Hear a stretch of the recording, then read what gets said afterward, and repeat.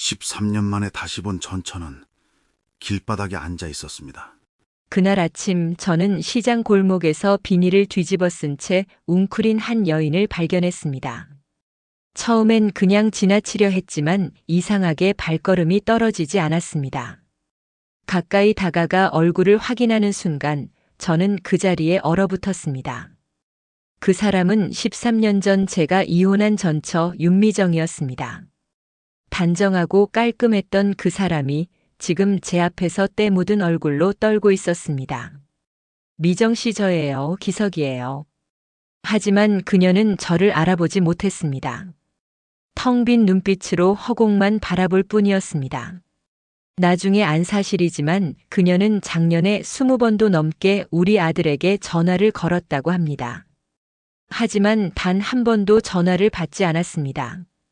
편지도 보냈지만 모두 반송되어 돌아왔습니다. 가족이 의도적으로 연락을 차단한 것이었습니다. 그 진실을 알게 된 순간 제 가슴은 완전히 무너졌습니다. 새벽 5시 알람이 울리기도 전에 저는 눈을 뜹니다. 습관처럼 몸이 먼저 일어나고 의식은 그 뒤를 천천히 따라옵니다. 세면대 앞에 선 제 얼굴은 어제와 똑같고 그제와도 다를 게 없습니다. 58년을 살아온 얼굴이지만 요즘엔 거울을 제대로 보지도 않습니다. 차가운 물로 얼굴을 씻고 어제 벗어둔 작업복을 다시 입습니다. 냉장고를 열어보지만 별로 먹고 싶은 게 없어서 편의점 삼각김밥 하나를 집어들고 집을 나섭니다. 트럭에 시동을 걸 때마다 느끼는 건 이 소리가 제 하루의 시작을 알린다는 것입니다. 엔진 소리는 익숙하고 그 익숙함이 때로는 위안이 되기도 하지만 요즘은 그냥 소음처럼 느껴집니다. 경기도 외곽 물류센터까지 가는 길은 항상 똑같습니다. 어두운 국도를 달리면서 라디오를 틀어보지만 뉴스는 멀게만 느껴지고 음악은 귀에 들어오지 않습니다. 물류센터에 도착하면 작업 지시서를 받고 오늘 실어야 할 화물 목록을 확인합니다. 기석 씨, 오늘은 시장 쪽 3군데 돌고 오시면 됩니다. 관리자의 말에 고개를 끄덕이고 짐을 싣기 시작합니다. 무거운 박스들을 하나씩 들어 올릴 때마다 허리와 무릎이 예전 같지 않다는 걸 느낍니다. 하지만 멈출 수는 없습니다. 이게 제 일이고 이걸로 살아가니까요. 오전 8시쯤 첫 번째 배송지인 중부시장에 도착합니다. 상인들은 벌써 가게 문을 열고 장사 준비에 한창입니다. 아저씨, 여기 좀 빨리 내려주세요. 급한 목소리에 서둘러 짐을 내리고 다음 장소로 향합니다. 점심때가 되면 트럭 안에서 컵라면을 끓여 먹거나 근처 분식집에서 김밥 한 줄로 때웁니다. 한 명분이요? 주인아 주머니가 묻지만 저는 그냥 고개만 끄덕입니다. 대화를 나누기엔 피곤하고 말을 하고 싶은 기분도 아닙니다. 오후가 되면 다시 짐을 싣고 또 다른 곳으로 달려갑니다. 신호등에서 멈춰 설 때마다 옆 차선에 있는 사람들을 힐끗 봅니다. 그들도 저처럼 무표정한 얼굴로 앞만 보고 있습니다. 다들 이렇게 사는 거겠지. 혼자 중얼거리며 다시 엑셀을 밟습니다. 저녁 6시가 넘어서야 마지막 배송을 마치고 물류센터로 돌아갑니다. 퇴근 도장을 찍고 트럭에서 내릴 때쯤이면 몸은 이미 녹초가 되어 있습니다. 집에 돌아가면 샤워를 하고 텔레비전을 켜놓은 채 소파에 그대로 누워버립니다. 화면 속 사람들이 웃고 떠들지만 그 소리는 멀게만 들립니다. 내일도 똑같겠지. 그렇게 생각하며 저는 눈을 감습니다. 이런 날들이 1년째 반복되고 있습니다. 특별한 일도 없고 기대할 것도 없습니다. 그저 하루하루를 버티며 살아가는 것, 그게 요즘 제 인생의 전부입니다. 겨울이 다가오면서 날씨는 더 추워지고 아침마다 손이 시려 핸들을 잡기가 힘들어집니다. 하지만 이것도 익숙해질 겁니다. 지금까지 그래왔던 것처럼요. 저는 한기석입니다. 58살 화물 운전기사입니다. 그리고 이것이 제 일상입니다. 어느 날 저녁 배송을 마치고 집으로 돌아가는 길이었습니다. 라디오에서는 한 청취자의 사연이 흘러나오고 있었습니다. 이혼한 지 10년이 넘었는데 전 남편이 갑자기 연락을 해왔어요. 진행자가 묻습니다. 어떤 내용이었나요? 도움이 필요하다고 하더라고요. 근데 저는 이미 그 사람과 아무 관계도 아니잖아요. 청취자의 목소리는 단호했지만 어딘가 불편한 기색이 묻어 있었습니다. 저는 무심코 라디오 볼륨을 조금 높였습니다. 이혼하면 남남인데 굳이 도와줄 필요가 있을까요? 청취자가 다시 묻자 진행자는 잠시 침묵하다가 대답합니다. 글쎄요, 법적으로는 의무가 없지만 사람 마음이 그렇게 깔끔하게 정리되나요? 그 말에 저는 핸들을 쥔 손에 힘이 들어가는 걸 느꼈습니다. 과거에 함께했던 시간들이 있으면 그게 좋았든 나쁘았든 뭔가 남는 게 있지 않을까요? 진행자의 목소리는 차분했지만 묘하게 마음 한구석을 건드렸습니다. 저는 13년 전 제가 이혼했던 날을 떠올렸습니다. 법원 복도에서 서류를 받아들고 나왔을 때 미정이가 제 뒤에서 뭐라고 말을 걸었던 것 같습니다.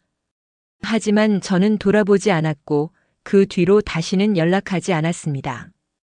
끝났으니까 끝난 거지, 뭘 더 끌어야 하나. 당시 저는 그렇게 생각했습니다. 미정이와의 결혼 생활은 평탄하지 않았고 마지막 몇 년은 서로 말도 제대로 섞지 않고 살았습니다. 이혼은 어쩌면 당연한 수순이었고 저는 그 결정에 후회가 없었습니다. 아니, 없다고 믿고 싶었습니다. 라디오에서는 다른 청취자가 전화를 걸어왔습니다. 저는 전 배우자를 도와준 적이 있어요. 나중에 후회하지 않으려고요. 어떤 마음이셨어요? 진행자가 묻자 청취자는 잠시 뜸을 들이다가 말합니다. 의무는 아니었지만 책임 같은 게 느껴졌거든요. 책임이요? 네, 한때 가족이었으니까요. 그 시간이 완전히 사라지는 건 아니잖아요. 저는 신호등 앞에서 차를 세우고 라디오 소리를 더 집중해서 들었습니다. 인연은 끊을 수 있어도 함께했던 시간에 대한 책임은 어디 가지 않는 것 같아요. 그 말이 끝나자 저는 창밖을 물끄러미 바라봤습니다. 거리에는 퇴근하는 사람들이 분주하게 지나다니고 있었습니다. 누군가는 전화를 하며 웃고 누군가는 고개를 숙인 채 터벅터벅 걸어갑니다.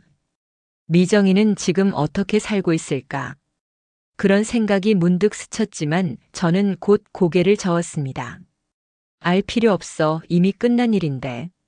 신호가 바뀌자 다시 엑셀을 밟았고 라디오는 다음 코너로 넘어갔습니다. 하지만 그날 밤 집에 돌아와서도 그 말들이 계속 머릿속을 맴돌았습니다. 인연은 끊어져도 책임은 남는다.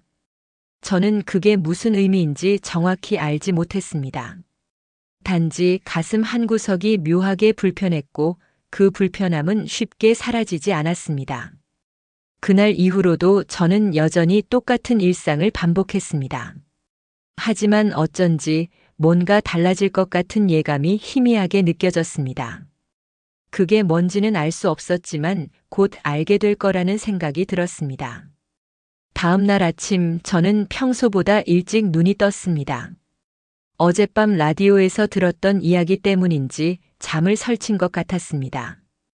거울 앞에 선 제 얼굴은 피곤해 보였고 눈 밑에는 다크서클이 더 짙어져 있었습니다.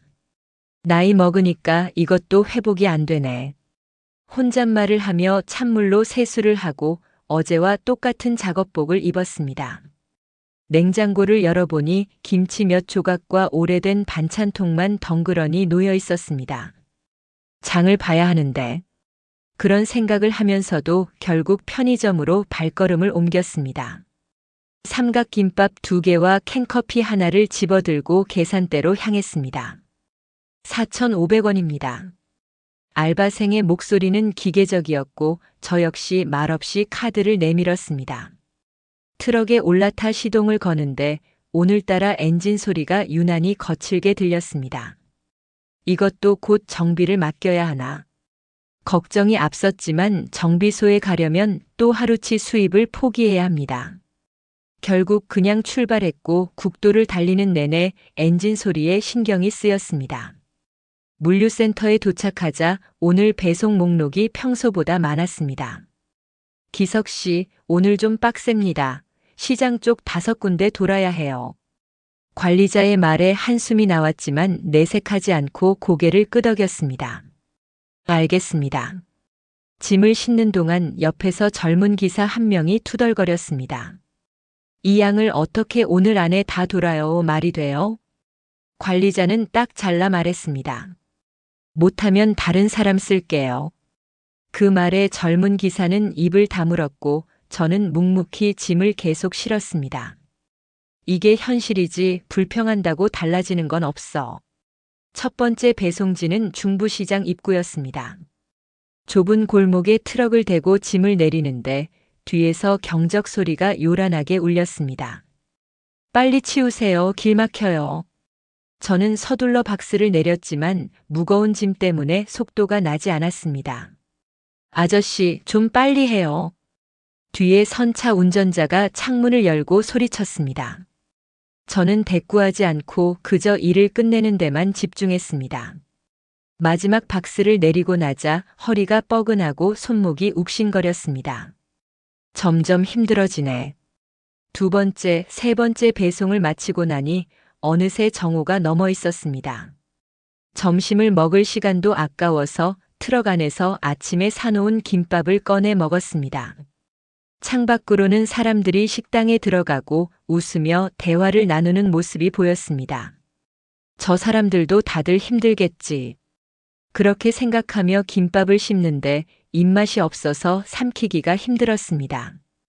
캔커피를 마시며 다음 배송지로 향했고 오후 내내 시장 골목을 돌아다녔습니다. 상인들은 저를 기다렸다는 듯 재촉했고 저는 말없이 그들의 요구를 들어줬습니다. 이거 조심해서 내려주세요. 깨지면 안 돼요. 여기 먼저 내리고 저기 있는 것도 같이 가져다 주세요. 지시는 끝없이 이어졌고 저는 그저 고개를 끄덕이며 움직였습니다. 오후 5시쯤 마지막 배송지에 도착했을 때는 온몸에 힘이 하나도 남아있지 않았습니다. 트럭에서 내려 짐을 내리는데 갑자기 무릎이 꺾이면서 비틀거렸습니다. 괜찮으세요? 지나가던 행인이 물었지만 저는 손을 내저으며 말했습니다. 네, 괜찮습니다. 사실은 괜찮지 않았지만 그렇게 말하는 게 익숙했습니다. 마지막 박스를 내리고 나서 저는 트럭 뒷문에 기대어 잠시 숨을 고르었습니다. 하늘은 어느새 어두워지고 있었고 차가운 바람이 얼굴을 스쳤습니다. 오늘도 끝났네. 물류센터로 돌아가는 길 라디오를 켰지만 아무 프로그램도 귀에 들어오지 않았습니다. 그저 도로 위 차들의 불빛만 멍하니 바라보며 운전했습니다. 퇴근 도장을 찍고 집으로 향하는데 문득 이런 생각이 들었습니다. 이렇게 사는 게 맞나 매일 똑같은 하루를 반복하면서. 하지만 답은 나오지 않았고 저는 그냥 집으로 차를 몰았습니다. 집에 도착해 문을 열고 들어서니 텅 빈 방이 저를 맞이했습니다. 불을 켜지 않은 채 어둠 속에서 신발을 벗고 소파에 그대로 주저앉았습니다. 피곤하다. 그 말만 중얼거리고 저는 눈을 감았습니다. 감정이라는 게 뭔지, 기쁨이나 슬픔이 뭔지 요즘엔 잘 느껴지지 않았습니다. 그저 하루를 버텨내고 내일을 또 버텨내는 것. 그게 지금 제 삶의 전부였습니다. 그날은 유난히 추운 겨울 아침이었습니다. 새벽부터 내린 눈이 도로 위에 얇게 쌓여 있었고 트럭 바퀴가 미끄러질까 조심스럽게 운전했습니다. 오전 배송지는 중부시장 근처 청과물 상점이었습니다. 기석 씨, 오늘 물량이 많으니까 빨리 좀 내려주세요. 상인이 전화로 재촉했고 저는 평소보다 일찍 시장에 도착했습니다. 시장 입구에 트럭을 세우고 짐을 내리기 시작했습니다. 새벽 공기는 칼처럼 차갑고 손가락이 시려서 박스를 잡기가 힘들었습니다. 아저씨, 이거 먼저 안으로 옮겨주세요. 상인의 지시에 따라 짐을 날랐고 한참을 오가며 일하다 보니 이마에 땀이 맺혔습니다. 마지막 박스를 내리고 나서 저는 트럭 옆에서 잠시 숨을 고르며 장갑을 벗었습니다. 그때였습니다. 시장 입구 한쪽 구석, 사람들이 지나다니는 골목 옆에 무언가가 보였습니다. 처음에는 그냥 버려진 쓰레기 더미인 줄 알았습니다. 하지만 자세히 보니 그건 낡은 비닐과 담요로 몸을 감싼 사람이었습니다. 저 추운 데서 저렇게 자고 있네. 순간 안쓰러운 마음이 들었지만 곧 시선을 돌리려 했습니다. 시장 주변에 노숙자가 한두 명이 아니니까 익숙한 풍경이라고 생각했습니다. 그런데 이상하게 발걸음이 떨어지지 않았습니다. 뭔가 묘하게 시선이 그쪽으로 계속 끌렸습니다. 저는 모르게 그 사람 쪽으로 몇 걸음 다가갔습니다. 비닐 틈 사이로 얼굴 일부가 보였는데 머리카락은 헝클어져 있고 얼굴은 때로 얼룩져 있었습니다. 여자인가? 나이는 50 전후로 보였고 움직임 없이 그저 웅크린 채 떨고 있었습니다. 지나가던 사람들은 그 모습을 힐끗 보고는 고개를 돌리며 지나쳤습니다. 저도 그냥 가려고 했습니다. 하지만 발이 떨어지지 않았고 이상하게 가슴 한쪽이 답답해졌습니다. 왜 이러지? 저는 다시 한번 그 사람을 바라봤습니다. 그리고 그 순간 비닐 사이로 보이는 얼굴에 윤곽이 낯익다는 생각이 스쳤습니다. 설마. 심장이 빠르게 뛰기 시작했고 저는 조금 더 가까이 다가갔습니다. 담요가 살짝 벗겨진 틈 사이로 얼굴 전체가 보였습니다. 그 순간 저는 그 자리에 얼어붙었습니다. 세상이 멈춘 것처럼 아무 소리도 들리지 않았고 주변의 모든 것이 사라진 것 같았습니다. 미정이. 입술이 떨렸고 그 이름이 목구멍에서 겨우 나왔습니다. 그 사람은 13년 전 제가 이혼한 전처 윤미정이었습니다. 이게 어떻게? 다리에 힘이 풀리면서 비틀거렸고 저는 트럭 옆 벽에 손을 짚어 겨우 몸을 지탱했습니다. 믿을 수가 없었습니다. 제가 아는 미정이는 단정하고 깔끔한 사람이었습니다. 항상 머리를 단정하게 빗고 옷차림도 신경 쓰던 사람이었습니다. 그런 사람이 지금 저 앞에서 비닐을 뒤집어 쓴 채 길바닥에 누워 있었습니다. 왜 어떻게 이렇게? 손이 떨렸고 숨이 제대로 쉬어지지 않았습니다. 저는 천천히 다가가 그 앞에 쪼그려 앉았습니다. 미정 씨, 미정 씨? 조심스럽게 불러봤지만 그녀는 반응이 없었습니다. 눈을 감은 채 작게 떨기만 할 뿐이었습니다. 미정 씨, 저예요, 기석이에요. 다시 한번 불렀지만 여전히 아무 반응이 없었습니다. 저는 떨리는 손으로 그녀의 어깨를 살짝 흔들었습니다. 일어나 봐요, 미정 씨. 그제야 그녀가 천천히 눈을 떴습니다. 하지만 그 눈빛은 텅 비어 있었고 저를 바라보는 게 아니라 그냥 허공을 응시하고 있었습니다. 저 좀 봐요, 기석이에요. 제 목소리는 떨렸고 눈앞이 흐려지기 시작했습니다. 그녀는 여전히 아무 말이 없었고 그저 입술만 바르르 떨고 있었습니다. 추워요, 추워. 가느다란 목소리로 그녀가 중얼거렸습니다. 저는 제 외투를 벗어 그녀 위에 덮어줬지만 손이 너무 떨려서 제대로 덮지도 못했습니다. 어떻게 이렇게 됐어요? 대체 무슨 일이 있었던 거예요? 제 목소리는 점점 커졌고 지나가던 사람들이 저를 힐끗 쳐다봤습니다. 하지만 신경 쓸 여유가 없었습니다. 눈앞에 있는 이 사람이 한때 제 아내였던 사람이 지금 이런 모습으로 제 앞에 있다는 사실이 믿기지 않았습니다. 왜 연락도 안 했어요? 저도 모르게 그런 말이 튀어나왔지만 곧 입을 다물었습니다. 연락을 안 한 건 저도 마찬가지였으니까요. 13년 동안 단 한 번도 그녀가 어떻게 사는지 궁금해하지 않았습니다. 그리고 지금 그 결과가 제 눈앞에 있었습니다. 저는 그 자리에 주저앉아 한참을 그녀를 바라만 봤습니다. 차가운 바닥에 앉아 있는데도 추운 줄 몰랐고 시간이 얼마나 흘렀는지도 알 수 없었습니다. 미안해요, 정말 미안해요. 그 말만 계속 중얼거렸고 눈물이 흘러내리는 것도 느껴지지 않았습니다. 제 인생에서 가장 충격적인 순간이었습니다. 그리고 그날 제 삶은 완전히 달라지기 시작했습니다. 저는 한참을 그 자리에 앉아 있었습니다. 지나가는 사람들의 발소리와 상인들의 호객 소리가 들렸지만 아무것도 제대로 들리지 않았습니다. 미정 씨, 정신 좀 차려봐요. 제 목소리는 떨렸고 그녀의 얼굴을 똑바로 바라보려 애썼습니다. 하지만 그녀는 여전히 허공을 바라보며 미세하게 떨기만 했습니다. 저 좀 봐요. 기석이에요. 한기석. 다시 한 번 말했지만 그녀의 눈동자는 초점이 없었습니다. 마치 아무것도 보이지 않는 사람처럼 그저 멍하니 앞만 응시하고 있었습니다. 기억 안 나요? 저 당신 남편이었잖아요. 그 말을 하는 순간 제 목소리가 완전히 갈라졌습니다. 그녀의 입술이 미세하게 움직였고 작은 소리가 새어나왔습니다. 물 좀. 저는 황급히 트럭으로 달려가 생수병을 꺼내왔습니다. 손이 떨려서 뚜껑을 여는 것조차 힘들었고 물병을 그녀 입에 가져다 댔습니다. 천천히 마셔요. 그녀는 마치 사막에서 온 사람처럼 물을 들이켰고 목구멍으로 넘어가는 소리가 또렷하게 들렸습니다.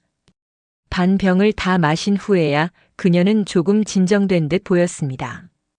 고마워요. 그녀가 작게 중얼거렸지만 여전히 저를 똑바로 보지 않았습니다. 미정 씨, 제가 누군지 아세요? 저는 다시 물었고 이번엔 그녀의 두 손을 잡았습니다. 얼음장처럼 차가운 손이었고 뼈만 앙상하게 남아 있었습니다. 그녀는 천천히 고개를 들어 제 얼굴을 바라봤습니다. 몇 초간 침묵이 흘렀고 저는 그녀가 저를 알아보기를 간절히 바랐습니다. 하지만 그녀의 눈빛은 여전히 낯선 사람을 보는 것과 다르지 않았습니다. 누구세요? 그 말을 듣는 순간 제 가슴이 철렁 내려앉았습니다. 저예요, 기석이요, 한기석. 목소리를 높여 말했지만 그녀는 고개를 가웃거리며 의아한 표정을 지었습니다. 기석이? 그 이름을 천천히 되뇌었지만 여전히 기억을 떠올리지 못하는 것 같았습니다. 우리 20년 전에 결혼했고 13년 전에 헤어졌잖아요. 제 목소리는 점점 절박해졌고 그녀의 손을 더 세게 잡았습니다. 당신 남편이었어요, 저. 그 말을 하는 동안 눈물이 흘러내렸고 저는 어쩔 수가 없었습니다. 그녀는 잠시 제 얼굴을 응시하다가 천천히 고개를 저었습니다. 잘 모르겠어요. 그 말에 저는 완전히 무너졌습니다. 어떻게 저를 모를 수가 있어요? 제 손이 떨렸고 그녀의 손을 놓을 수밖에 없었습니다. 그녀는 다시 담요 속으로 몸을 움츠렸고 저에게서 시선을 돌렸습니다. 가세요, 저 괜찮아요. 그 목소리는 너무나 작고 힘없었습니다. 괜찮긴 뭐가 괜찮아요? 저도 모르게 소리를 질렀고 주변 사람들이 놀라 저를 쳐다봤습니다. 이렇게 길바닥에 누워있는데 괜찮다니요? 그녀는 대답하지 않고 그저 눈을 감았습니다. 저는 그 모습을 보며 뭐라 말을 해야 할지 알 수 없었습니다. 대체 무슨 일이 있었던 거예요? 어떻게 이렇게 된 거예요? 혼잣말처럼 중얼거렸지만 그녀는 아무 반응도 보이지 않았습니다. 저는 그 자리에 한참을 서 있었습니다. 지나가는 사람들이 수군거리는 소리가 들렸습니다. 저 사람 왜 저래? 노숙자 도와주려나 봐. 진상 부리지 말고 빨리 가지. 그런 말들이 귓가에 스쳤지만 저는 움직일 수가 없었습니다. 제 앞에 있는 사람이 저를 기억하지 못한다는 사실이 도저히 받아들여지지 않았습니다. 미정 씨. 다시 한번 불러봤지만 그녀는 여전히 눈을 감은 채였습니다. 저는 천천히 일어났고 비틀거리며 트럭 쪽으로 걸어갔습니다. 운전석에 앉아 핸들을 잡았지만 시동을 걸 수가 없었습니다. 손이 너무 떨려서 키를 제대로 잡지도 못했습니다. 왜 나를 못 알아봐? 핸들에 이마를 대고 한참을 그렇게 있었습니다. 상인이 트럭 창문을 두드렸습니다. 아저씨, 괜찮아요? 얼굴이 안 좋아 보이는데. 저는 고개를 들어 억지로 웃으며 말했습니다. 네, 괜찮습니다. 하지만 전혀 괜찮지 않았습니다. 뒷좌석을 돌아보니 미정이가 아직 그 자리에 웅크리고 있는 게 보였습니다. 이대로 둘 수는 없어. 그렇게 생각했지만 무엇을 어떻게 해야 할지 갈피를 잡을 수 없었습니다. 저는 휴대폰을 꺼내 119를 누르려다가 손가락이 멈췄습니다. 구급차를 부르면 그 다음은 어떻게 되는 거지? 병원에 가면 치료를 받겠지만 그 이후는 알 수 없었습니다. 일단 누군가한테 물어봐야 해. 저는 휴대폰을 주머니에 넣고 다시 미정이를 바라봤습니다. 그녀는 여전히 움직이지 않았고 마치 세상과 단절된 사람처럼 보였습니다. 기억을 못한다고 해도 저 상태로 두고 갈 순 없어. 저는 결심했습니다. 어떻게든 그녀를 도와야 한다고 그게 제가 할 수 있는 최소한이라고 생각했습니다. 트럭에서 내려 다시 그녀에게 다가갔고 조심스럽게 말을 건넸습니다. 미정 씨, 제가 도와드릴게요. 일단 따뜻한 곳으로 가요. 그녀는 여전히 대답이 없었지만 저는 포기하지 않았습니다. 이대로 있으면 안 돼요. 같이 가요. 그 말을 하며 손을 내밀었고 그녀는 천천히 고개를 들어 제 손을 바라봤습니다. 한참 후 그녀는 떨리는 손으로 제 손을 잡았습니다. 그 순간 저는 조금이나마 안도할 수 있었습니다. 저는 미정이를 트럭에 태우고 가장 먼저 떠오른 곳으로 향했습니다. 시청 복지과였습니다. 운전하는 동안 조수석에 앉은 미정이는 한마디도 하지 않았고 창밖만 멍하니 바라봤습니다. 곧 도착해요. 조금만 참아요. 제 말에도 그녀는 반응이 없었고 저는 그저 핸들을 꽉 쥐고 앞만 봤습니다. 시청 주차장에 차를 세우고 미정이를 부축해 건물 안으로 들어갔습니다. 복지과 문을 열자 책상에 앉아있던 젊은 남자가 고개를 들었습니다. 어서 오세요. 무슨 일로 오셨나요? 그는 30대 초반으로 보였고 이름표에는 사회복지사 박도현이라고 적혀 있었습니다. 이 사람 좀 도와주셔야 할 것 같아서요. 저는 미정이를 의자에 앉히며 말했습니다. 박도현은 잠시 미정이를 살펴보더니 표정이 굳어졌습니다. 혹시 노숙 생활을 하고 계셨나요? 네, 시장 근처에서 발견했습니다. 제 대답에 그는 고개를 끄덕이며 서류를 꺼내기 시작했습니다. 일단 기본적인 정보부터 확인해야 하는데 성함이 어떻게 되시나요? 그가 미정이에게 물었지만 그녀는 여전히 아무 말이 없었습니다. 윤미정이요. 이름은 윤미정입니다.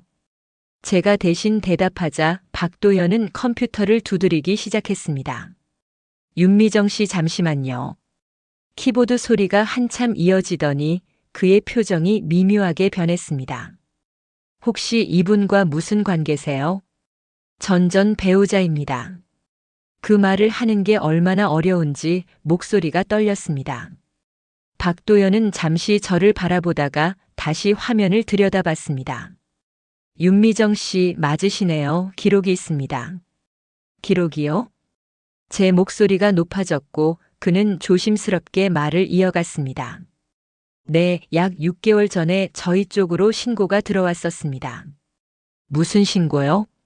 노숙 생활을 하고 계신 분이 있다고 시민이 신고를 해주셨어요. 그의 말에 저는 의자 등받이를 붙잡았습니다.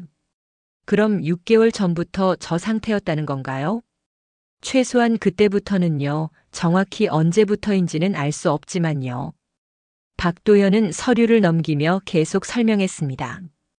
당시 저희가 접촉을 시도했고 쉼터 입소를 권유했습니다. 그런데요. 거부하셨어요. 계속 어디론가 가야 한다고 하시면서요. 저는 미정이를 바라봤지만 그녀는 여전히 고개를 숙인 채 아무 말이 없었습니다. 그 이후로도 몇 차례 더 접촉을 시도했는데 매번 거부하셨습니다. 왜 그랬을까요? 정확한 이유는 모르겠지만 보통 이런 경우엔 심리적 트라우마나 정신적 혼란이 있는 경우가 많습니다. 박도현은 조심스럽게 말을 이었습니다. 기록을 보니 가족에게 연락을 시도했다는 기록도 있네요. 가족이요? 제 심장이 빠르게 뛰기 시작했습니다. 네, 윤미정 씨께서 가족 연락처를 말씀하셔서 저희가 전화를 드렸었습니다. 누구한테요? 아드님이라고 기록되어 있는데 연결이 안 됐습니다. 우리 아들한테요? 제 목소리가 커졌고 박도현은 잠시 당황한 표정을 지었습니다. 네, 그렇습니다. 몇 차례 시도했지만 받지 않으셨어요. 그럼 다른 방법은 없었나요? 편지도 보냈는데 반송되어 돌아왔습니다. 저는 머리를 감싸 쥐었습니다. 그럼 그 이후론요? 더 이상 연락처가 없어서 그냥 기록으로만 남아 있습니다. 박도연의 목소리는 안타까움이 묻어 있었습니다. 이런 경우가 많습니까? 안타깝게도 내 가족에게 연락이 닿지 않는 경우가 적지 않습니다. 저는 숨을 크게 들이쉬었습니다. 그럼 지금 이 사람은 어떤 상태인가요? 일단 의료 지원이 시급해 보입니다. 영양 상태도 매우 좋지 않고요. 박도현은 서류를 한 장 더 꺼내며 말했습니다. 쉼터 입소를 다시 권유하겠습니다. 거기서 기본적인 치료와 식사를 제공받을 수 있어요. 그럼 바로 들어갈 수 있나요? 네, 오늘 안에 절차를 진행할 수 있습니다. 저는 미정이를 다시 바라봤습니다. 그녀는 여전히 고개를 숙인 채 자신에 대한 이야기가 오가는 것조차 인식하지 못하는 것처럼 보였습니다. 미정 씨 쉼터로 갈 거예요. 거기서 치료받고 쉴 수 있어요. 제 말에 그녀는 천천히 고개를 들었습니다. 집에 가고 싶어요. 그 말을 듣는 순간 제 가슴이 무너졌습니다. 집이 어딘데요? 박도현이 조심스럽게 물었지만 미정이는 대답하지 못했습니다. 잘 모르겠어요. 그 목소리는 너무나 작고 힘없었습니다. 박도현은 저를 바라보며 말했습니다. 일단 쉼터로 가시는 게 좋겠습니다. 거기서 상담도 받으시고요. 저는 고개를 끄덕였습니다. 알겠습니다. 그렇게 하겠습니다. 박도현은 전화를 걸어 쉼터 측과 연락을 취했고 오늘 오후에 입소할 수 있다고 했습니다. 제가 함께 가겠습니다. 제 말에 박도현은 고개를 끄덕였습니다. 그럼 서류 작성 먼저 하시죠. 저는 떨리는 손으로 펜을 잡고 서류에 제 이름을 적기 시작했습니다. 그 순간 이 모든 게 현실이라는 사실이 다시 한번 가슴을 짓눌렀습니다. 가족 연락처를 적어주세요. 박도현의 말에 저는 잠시 망설였습니다. 아들에게 연락이 닿지 않았다는 말이 계속 머릿속을 맴돌았기 때문입니다. 일단 제 번호를 적겠습니다. 서류를 다 작성하고 나서 저는 박도현에게 물었습니다. 이 사람이 왜 이렇게 됐는지 알 수 있을까요? 쉼터에서 상담을 받으시면 조금씩 알 수 있을 겁니다. 그의 대답은 확실하지 않았지만 저는 그것만으로도 위안을 삼았습니다. 고맙습니다. 천만에요. 도와드리는 게 제 일이니까요. 박도현은 미소를 지으며 말했습니다. 하지만 그 미소는 어딘가 슬퍼 보였고 아마도 이런 일을 너무 많이 봐왔기 때문일 거라는 생각이 들었습니다. 쉼터로 가는 길 저는 계속 박도현의 말이 머릿속을 맴돌았습니다. 가족에게 연락을 시도했다는 기록이 있다. 그 말이 무슨 의미인지 저는 정확히 알 수 없었습니다.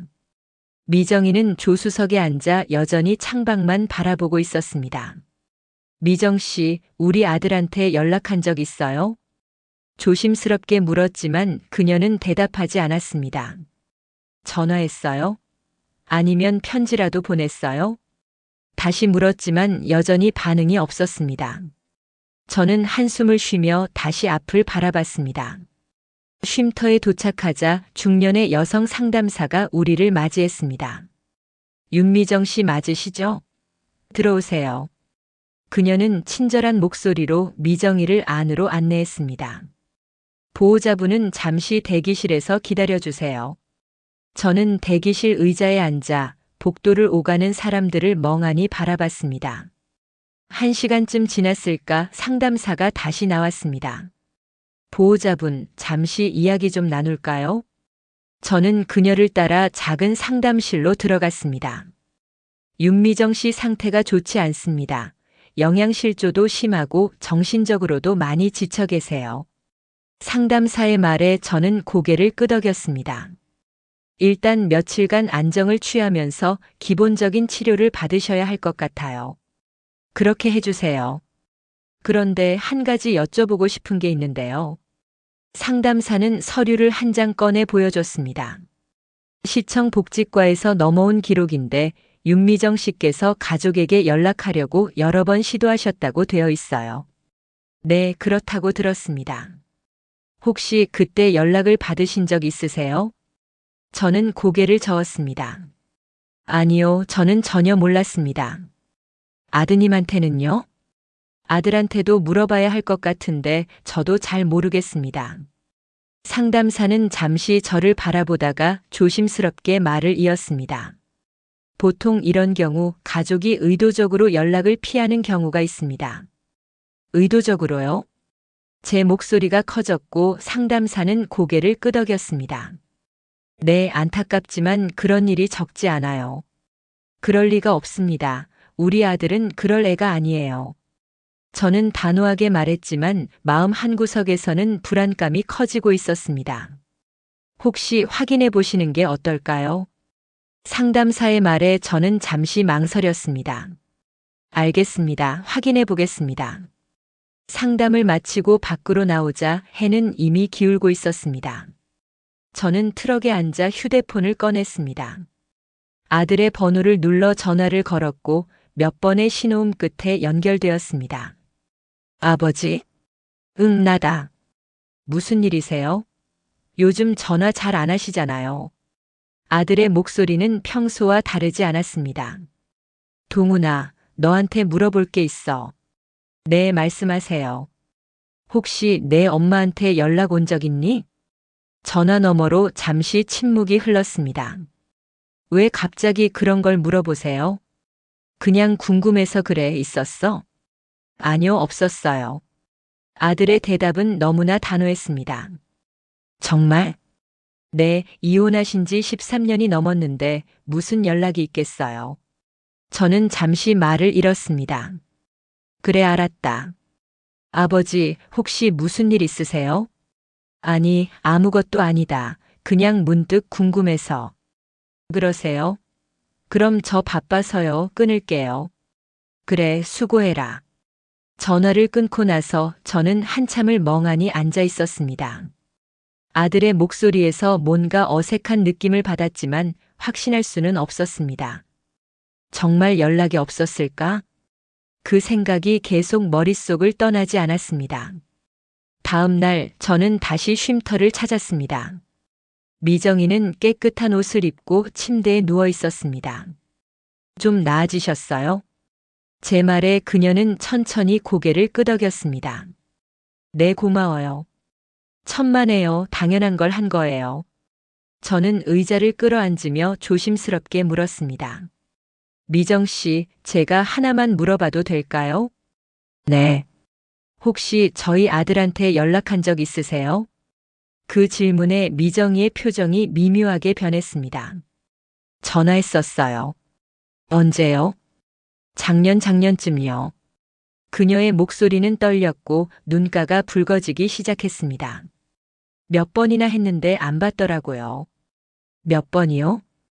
10번 아니 20번도 넘게 했어요. 제 심장이 빠르게 뛰기 시작했습니다. 그런데 왜 안 받았을까요? 모르겠어요. 편지도 보냈는데 답장이 없었어요. 미정이는 눈물을 흘리기 시작했고 저는 휴지를 건넸습니다. 그때 정말 힘들었어요. 무슨 일이 있었어요? 돈 때문에 사기를 당해서 집도 잃고 직장도 잃었어요. 그녀의 말이 이어지면서 저는 점점 더 가슴이 답답해졌습니다. 그래서 아들한테 연락을 한 건가요? 내 도움을 청하려고요. 근데 연락이 안 됐어요. 그럼 그 이후론요? 포기했어요. 아무도 저를 원하지 않는다고 생각했어요. 저는 그 말을 듣고 아무 말도 할 수 없었습니다. 미정 씨, 정말 미안해요. 왜요? 제가 몰랐어요. 그런 일이 있었는지. 그녀는 고개를 저었습니다. 괜찮아요. 당신 잘못이 아니에요. 하지만 저는 괜찮지 않았습니다. 아들이 정말 연락을 받지 않았는지 아니면 거짓말을 한 건지 확인해야 했습니다. 쉼터를 나와 다시 트럭에 앉았고 저는 결심했습니다. 직접 만나서 물어봐야겠어. 이 진실을 반드시 알아내야 한다고 그렇게 생각했습니다. 다음 날 저는 아들을 직접 만나기로 마음먹었습니다. 하지만 그 전에 한 가지 더 확인해야 할 것이 있었습니다. 13년 전 미정이가 살던 동네로 차를 몰았습니다.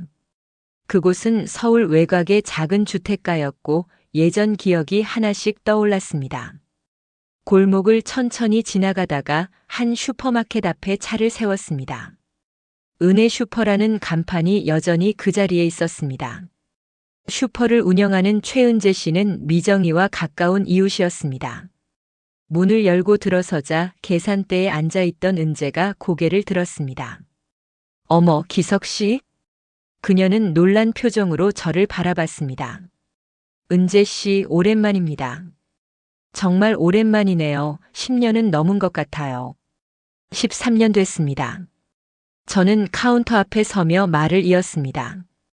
혹시 미정이 얘기 좀 들을 수 있을까요? 그 말에 은재의 표정이 굳어졌습니다. 미정이요? 왜 갑자기?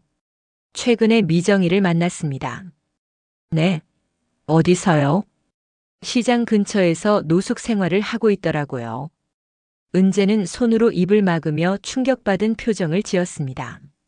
세상에 그럴 리가.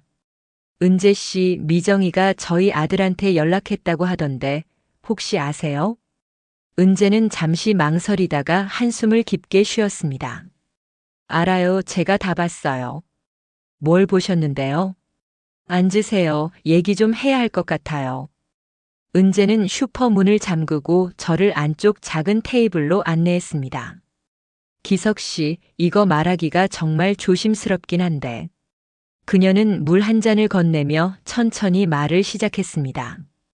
미정이가 작년 초쯤 여기로 왔었어요. 여기요? 네, 당시에 정말 말이 아니었어요. 얼굴도 상하고 옷도 너덜너덜하고. 은재의 목소리가 떨렸습니다. 무슨 일이 있었냐고 물으니까 사기를 당해서 모든 걸 잃었다고 하더라고요. 그래서요? 아들한테 연락을 하려는데 안 된다고 제 휴대폰 좀 빌려달라고 했어요. 저는 숨을 죽이고 은재의 말을 들었습니다. 제 폰으로 10번도 넘게 전화를 걸었는데 계속 안 받더라고요. 동훈이가요? 네, 그래서 미정이가 울면서 문자를 보냈어요. 제발 전화 좀 받아달라고. 은재는 잠시 말을 멈추고 눈물을 닦았습니다. 그런데 그 다음 날 저한테 전화가 왔어요. 누구한테요? 동훈이 부인한테요. 제 심장이 멈춘 것 같았습니다. 뭐라고 했는데요? 처음엔 정중하게 말하더라고요. 시어머니가 연락하면 받지 말아달라고. 뭐라고요? 제 목소리가 커졌고 은재는 고개를 끄덕였습니다. 네, 가족들이 힘들어한다고 다시는 연락하지 못하게 해달라고 했어요. 그래서요? 저는 그럴 수 없다고 했죠. 미정이가 정말 힘든 상황이라고 설명했어요. 은재의 목소리는 점점 떨렸습니다. 그랬더니 그쪽에서 돈 얘기를 꺼내더라고요. 돈이요? 네, 얼마를 드리면 되겠냐고 그러면서 제발 연락 못하게 해달라고. 저는 의자 등받이를 꽉 붙잡았습니다. 제가 화를 내며 거절했어요. 그런 식으로 할 수 있냐고. 그 다음엔요? 전화를 끊더니 그 이후로 미정이가 제 폰으로 전화하면 계속 거절하더라고요. 은재는 눈물을 흘리며 말을 이었습니다. 미정이가 편지도 썼어요. 제가 직접 우체국에 가서 보냈어요. 편지를요? 네, 2통이나 보냈는데 둘 다 반송됐어요. 왜요? 수취인이 거부했다고 써 있더라고요. 저는 더 이상 참을 수가 없었습니다. 그럼 미정이는요? 완전히 무너지더라고요. 아무도 자기를 원하지 않는다고 하면서. 은재는 고개를 저으며 계속 말했습니다. 제가 여기서 며칠 재워주고 밥도 해줬는데 어느 날 그냥 사라졌어요. 언제요? 작년 여름쯤이요. 그 이후로 소식이 없었어요. 저는 머리를 감싸 쥐었습니다. 은재 씨, 그때 저한테 왜 연락 안 하셨어요? 기석 씨 번호를 몰랐어요. 미정이한테 물어봤는데 기억 못 하더라고요. 그럼 경찰에라도 신고하셨어야죠. 했어요. 신고했어요. 근데 성인이고 자발적으로 집을 나갔으니 찾기 어렵다고 하더라고요. 은재의 목소리는 자책감으로 가득했습니다. 제가 더 붙잡았어야 했는데 미안해요. 아니에요. 은재 씨 잘못이 아니에요. 저는 떨리는 목소리로 말했습니다. 잘못은 우리 가족이에요. 은재는 제 손을 잡으며 말했습니다. 기석 씨, 이제라도 미정이 찾으셨으니 잘 됐어요. 네, 그렇긴 한데. 저는 말을 잇지 못했습니다. 머릿속이 너무 복잡했고 분노와 죄책감이 동시에 밀려왔습니다. 동훈이가 정말 그랬을까요? 제가 거짓말할 이유가 없어요. 통화 기록도 남아있어요. 은재는 휴대폰을 꺼내 보여줬습니다. 작년 2월 동훈이 부인의 이름으로 여러 통의 전화 기록이 남아 있었습니다. 이걸 보세요. 여기 다 있어요. 저는 화면을 보며 현실을 부정하고 싶었지만 그럴 수 없었습니다. 은재 씨 고맙습니다. 진실을 말해주셔서. 천만에요. 미정이 잘 돌봐주세요. 네, 그렇게 하겠습니다. 슈퍼를 나와 트럭에 앉았지만 시동을 걸 수가 없었습니다. 손이 너무 떨렸고 숨을 제대로 쉴 수가 없었습니다. 어떻게 이럴 수가 있어. 핸들을 쥔 손에 힘이 들어갔고 이를 악물었습니다. 아들에게, 며느리에게, 제 가족에게 배신감이 밀려왔습니다. 미정이가 얼마나 절박했을까. 그 생각을 하니 가슴이 찢어지는 것 같았습니다. 내가 몰랐어. 그 말을 중얼거리며 저는 한참을 그 자리에 앉아 있었습니다. 해가 저물고 어둠이 내렸지만 저는 움직일 수가 없었습니다. 세상이 무너지는 것 같았고 제가 믿었던 모든 것이 거짓처럼 느껴졌습니다. 이제 어떻게 해야 하지? 그 질문에 대한 답은 아직 없었지만 한 가지는 확실했습니다. 이 진실을 반드시 밝혀내고 책임을 져야 한다는 것이었습니다. 그날 밤 저는 집으로 돌아가지 못했습니다. 트럭 안에서 밤을 지새우며 계속 생각에 잠겼습니다. 내가 알았어야 했는데. 그 말을 수없이 되뇌었지만 이미 지나간 시간은 돌아오지 않았습니다. 새벽이 되자 저는 아들에게 전화를 걸었습니다. 아버지, 왜 이렇게 새벽에 전화하세요? 동훈의 목소리는 잠이 덜 깬 듯 했습니다. 당장 나와, 지금 만나야겠다. 무슨 일인데요? 말로 하기 힘들다. 지금 당장 나와. 제 목소리는 떨렸고 분노를 억누르기 힘들었습니다. 알겠습니다. 어디로 갈까요? 우리 집 앞 공원으로 와. 1시간 후 동훈이 공원에 도착했습니다. 저는 벤치에 앉아 그를 기다리고 있었습니다. 아버지, 무슨 일이세요? 얼굴이 안 좋으신데. 동훈이 다가오며 물었지만 저는 대답하지 않았습니다. 앉아. 네.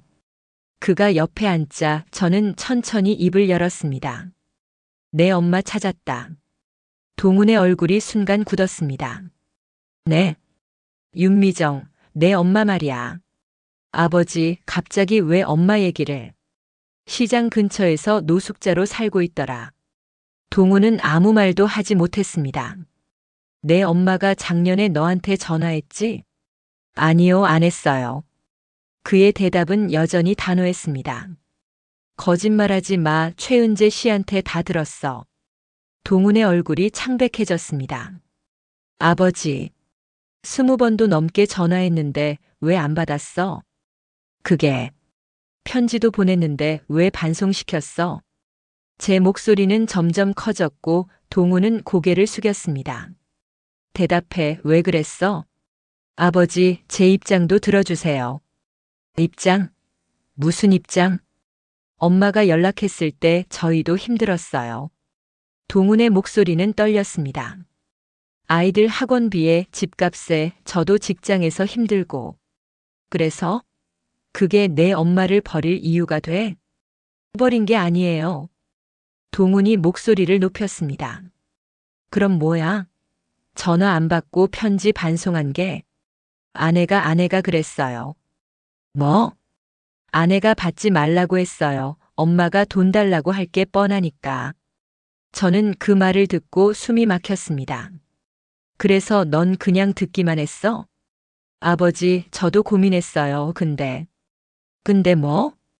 가정이 먼저니까요, 제 가정이요. 그 말을 듣는 순간 저는 동훈의 뺨을 때렸습니다. 아버지, 가정이 먼저. 내가 태어나서 자란 게 누구 덕분인데. 제 손이 떨렸고 목소리는 완전히 갈라졌습니다. 내 엄마가 얼마나 힘들게 너를 키웠는데 그렇게 버릴 수 있어? 아버지도 이혼하셨잖아요. 동훈이 소리쳤습니다. 엄마랑 헤어지신 게 아버지잖아요. 그 말에 저는 아무 대꾸도 할 수 없었습니다. 그때 아버지는 엄마 생각 안 하셨잖아요. 그건 이혼하고 나서 단 한 번도 엄마 찾아보지 않으셨잖아요. 동훈의 목소리는 원망으로 가득했습니다. 저도 아버지를 보고 배운 거예요. 그 말이 제 가슴을 찔렀고 저는 주저앉았습니다. 그래, 내 말이 맞아. 제 목소리는 완전히 힘을 잃었습니다. 다 내 잘못이야. 내가 그렇게 가르쳤으니까. 동훈은 아무 말도 하지 않았습니다. 내가 엄마를 버린 건 결국 내가 먼저 그렇게 했으니까. 저는 두 손으로 얼굴을 감싸고 울음을 터뜨렸습니다. 58년을 살면서 이렇게 큰 소리로 운 적이 없었습니다. 미안하다, 정말 미안해. 누구에게 하는 말인지도 모르게 계속 그 말만 반복했습니다. 아버지. 동훈이 조심스럽게 제 어깨에 손을 얹었습니다. 이제 어떻게 하실 거예요? 모르겠다, 정말 모르겠어. 저는 고개를 들어 하늘을 바라봤습니다. 회색빛 하늘에는 구름이 잔뜩 끼어 있었습니다. 내 엄마를 돕겠다. 네. 내가 할 수 있는 건 그것밖에 없어. 동훈은 잠시 망설이다가 물었습니다. 그럼 저는요? 내가 할 일은 내가 정해. 저는 일어서며 말했습니다. 난 더 이상 강요하지 않아. 하지만 기억해라. 뭘요? 언젠가 너도 늙고 힘들어질 때가 온다. 동훈은 고개를 숙였습니다. 그때 내 자식들이 너를 어떻게 대할지 지금 내가 하는 행동이 그 답이야. 저는 그 말을 남기고 공원을 떠났습니다.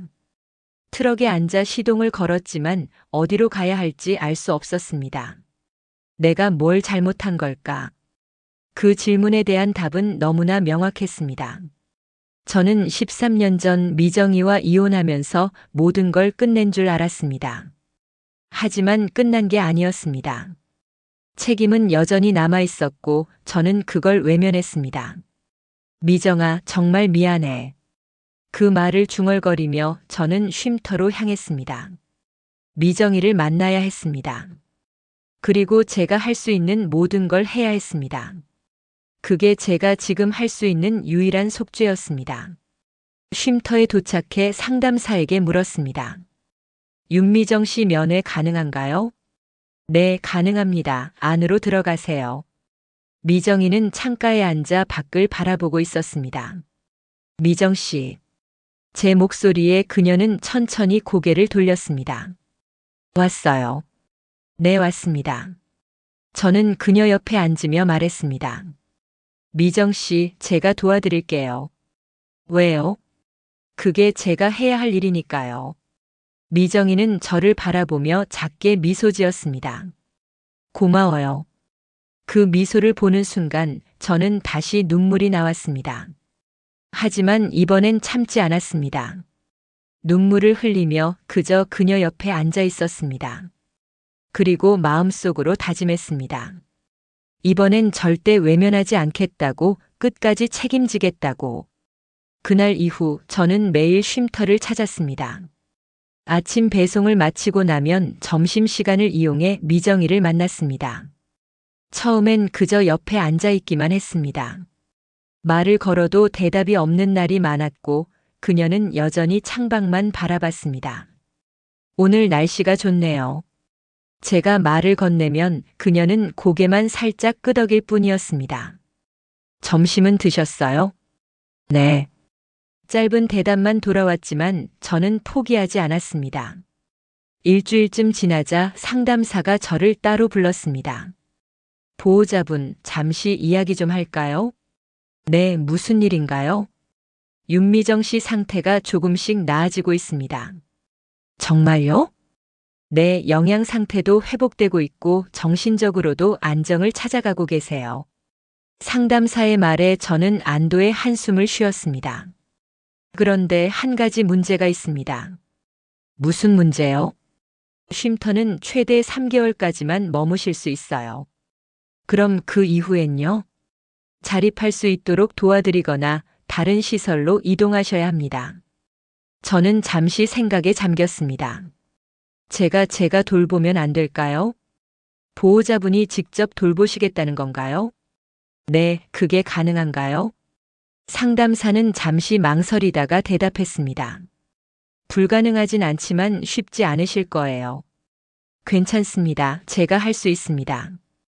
혹시 함께 사실 계획이신가요?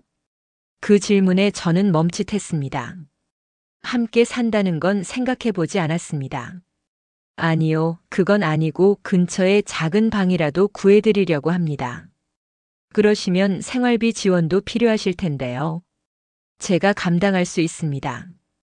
저는 단호하게 말했습니다. 상담사는 잠시 저를 바라보다가 고개를 끄덕였습니다. 알겠습니다. 그럼 퇴소 절차를 준비하겠습니다. 고맙습니다. 그날 저녁 저는 미정이에게 그 사실을 말했습니다.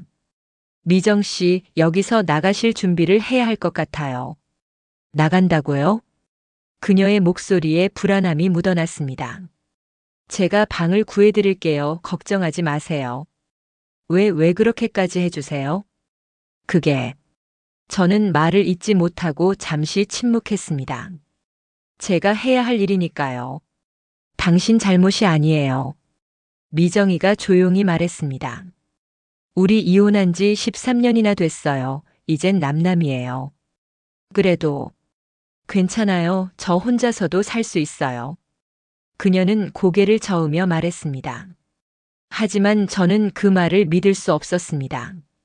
미정 씨, 제 말 좀 들어보세요. 저는 그녀의 손을 잡았습니다. 저는 13년 동안 당신이 어떻게 사는지 전혀 몰랐어요. 그게 당연한 거잖아요. 아니에요. 당연하지 않아요. 제 목소리는 떨렸습니다. 우리가 함께 살았던 시간이 있었고 아들도 함께 키웠잖아요. 하지만 이혼했잖아요. 이혼은 했지만 당신이 길바닥에서 죽어가는 걸 모른 척할 순 없어요. 저는 그녀의 눈을 똑바로 바라보며 말했습니다. 제발 제가 돕게 해주세요. 미정이는 눈물을 흘리기 시작했습니다. 왜 이제 와서 그러세요? 늦었다는 거 알아요. 정말 늦었어요. 저도 눈물이 났습니다. 하지만 이제라도 제가 할 수 있는 걸 하고 싶어요. 부담스러워요. 부담 가질 필요 없어요. 이건 제가 선택한 거니까. 저는 그녀의 손을 더 꽉 잡았습니다. 당신이 다시 일어설 수 있을 때까지 제가 옆에 있을게요. 미정이는 한참을 울다가 천천히 고개를 끄덕였습니다. 고마워요. 정말 고마워요. 천만에요. 그날 밤 저는 집으로 돌아와 부동산 앱을 검색했습니다. 쉼터 근처에 작은 원룸들이 몇 개 나와 있었습니다. 다음 날 저는 배송을 일찍 마치고 부동산을 찾아갔습니다. 한 50만 원 정도 하는 원룸 있나요? 50만 원이요? 요즘 그 가격은 좀 힘든데요. 부동산 사장님이 난처한 표정을 지었습니다. 최대한 저렴한 곳으로 부탁드립니다. 한 60만 원 정도는 하실 것 같은데요. 괜찮습니다. 보여주세요. 몇 군데를 둘러본 끝에 작지만 깨끗한 원룸 하나를 계약했습니다.